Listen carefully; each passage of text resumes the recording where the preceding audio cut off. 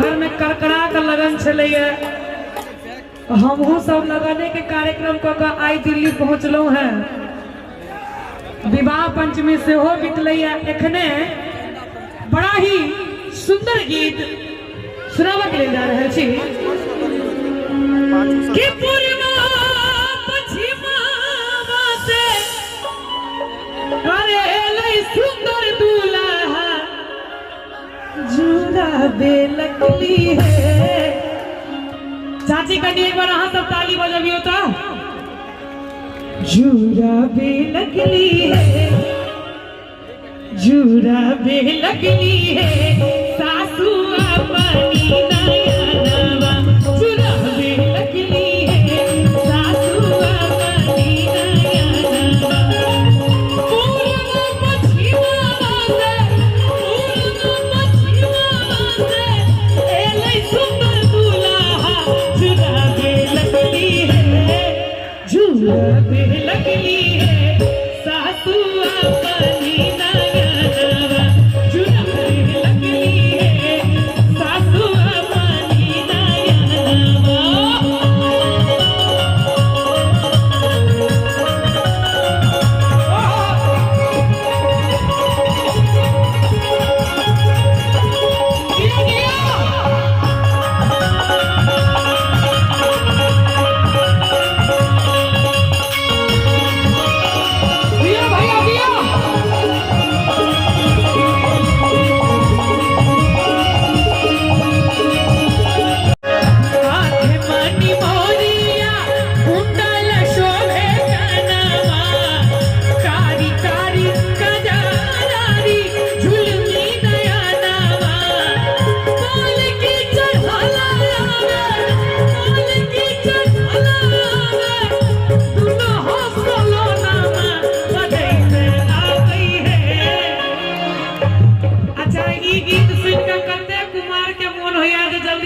हो जाए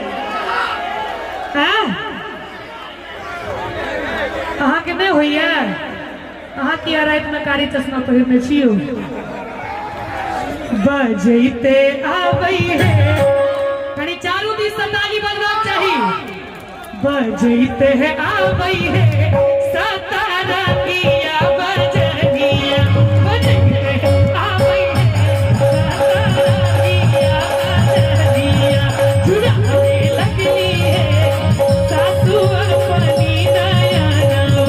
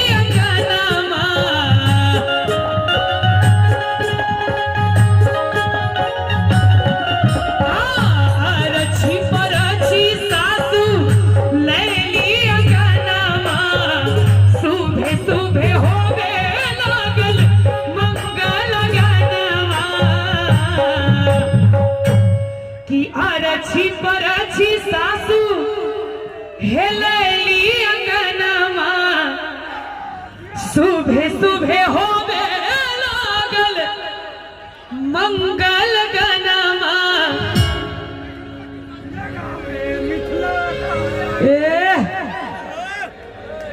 कि करवा सटैते माना करवा सटैते माना अरे होई छै मगानामा बेतिया लागे बेतिया लागे जे ताली ने बजाबी तिनके साथों में देना दोनों हाथ उठा दियो सब गोटे बेतिया लागे हो बेला सिंदूर दनवा बेतिया लागे हो बेला सिंदूर दनवा। उठू उठू आहे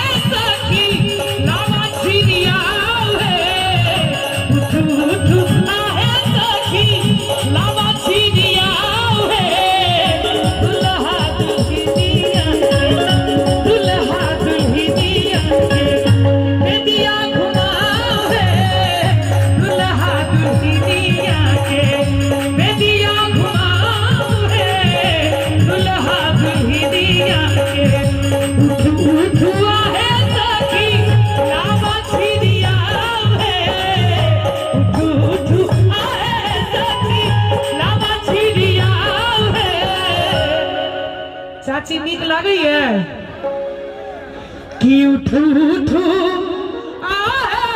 साखी लावा छिरिया है दुल्हा दुल्हनी